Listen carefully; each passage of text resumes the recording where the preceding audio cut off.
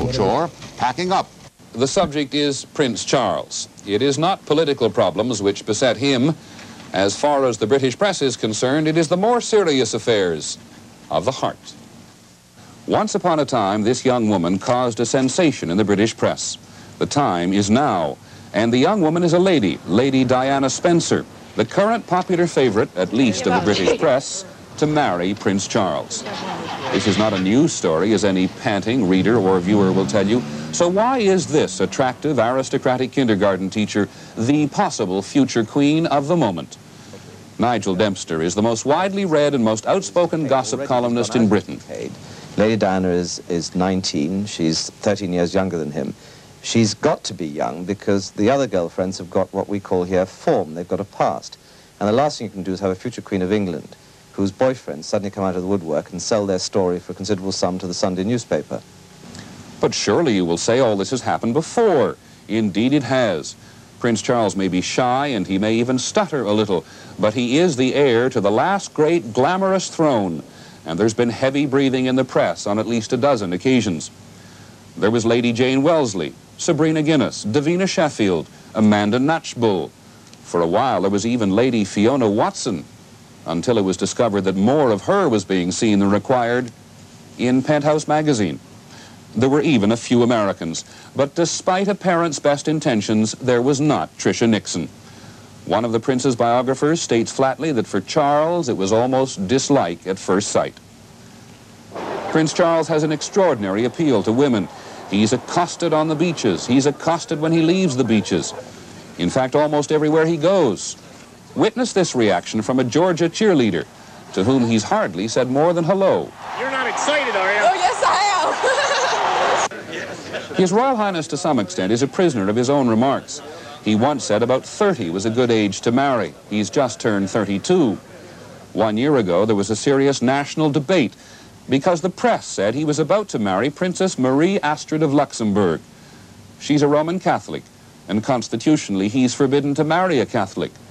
Marie Astrid, like so many others, was consigned to a footnote in British history. Which brings us back to Lady Diana.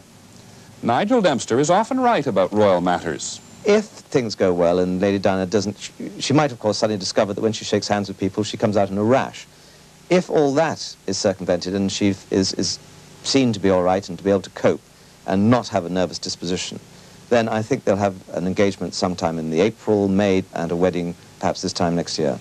So will the world's most eligible bachelor give up the wild nights in Rio? He said to enjoy the mild flirtations which are now a regular feature of his international life. The answer is he will. His strong sense of duty, by his own admission, demands he take a wife. He said not long ago, "You will know in due course." No wonder the crowd was expectant when the royal limousine rolled up. Was Lady Diana to be his date? Like any sensible man trying to avoid further gossip, His Royal Highness went to the theater with his grandmother. Tonight, their names are part of television history. The Untouchables, I Love Lucy, Gunsmoke. They're among TV's biggest hits, but none survived as long as that Sunday staple, Disney's Wonderful World. And now even Disney's television land of make-believe is having its encounter with the real world of ratings and scheduled to go off the air this September. Stephen Gear reports. Walt Disney's Disneyland. When you wish upon a star. The amusement park of the same name hadn't been completed when Primetime's longest-running show opened as Disneyland more than 26 years ago. It began on ABC, which had invested heavily in the theme park. Walt Disney was interested in promoting the park. We want you to see and share with us the experience of building this dream into a reality. Davy Crockett, king of the wild frontier. When Disney combined a simple, catchy song, a coonskin cap, and an unknown actor named Fess Parker, the program became ABC's first hit series. The program had the goal of being educational as well as entertaining, here looking ahead to a theoretical manned space landing on Mars. Here is your host, Walt Disney. Donald, would you mind helping with a demonstration? Oh, sure. I'll be glad to. Disney did not duck the opportunity to showcase his considerable animation skills. But Disney's work was all in color, and TV was black and white. In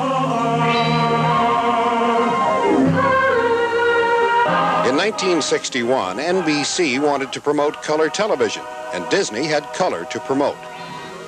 This whole program is being seen in color. Huh, and that's a lie. You know that's a lie, because only the people with color TV sets is seeing it in color. The ever-increasing color set audience watched Disney's menagerie grow older.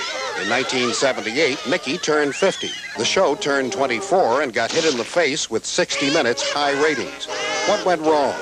We talked with Disney producer Jerome Cortland, who played Andy Burnett on the show.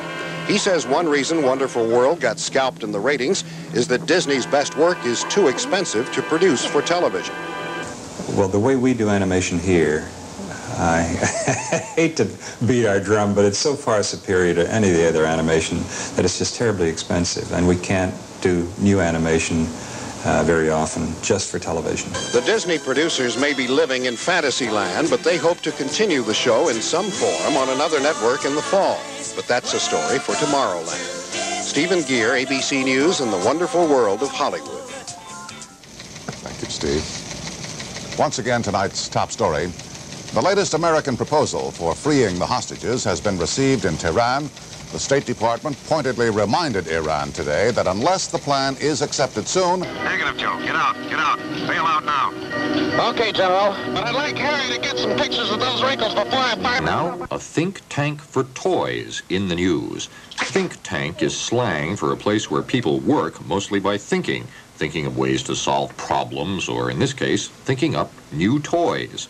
These people actually get paid to sit and think, to shoot rubber bands at each other, or to try out their inventions.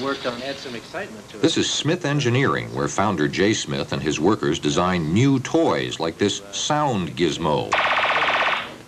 It's not all fun and games, though. Toys are big business, so these people are really serious about their work, even if they don't always look it. And since this isn't the only place people think up new toys, these people are very secretive about what's on the drawing board. Change the subject. But they did give us a little hint. Engineer John Ross told CBS News correspondent Harold Dow what we can expect. It'll be very human. We'll be able to make a doll in the future that be almost macabre. It'll be very, very strange, almost human. It'll do whatever the child wants it to do. Whatever it do, it'll also do what it wants to do.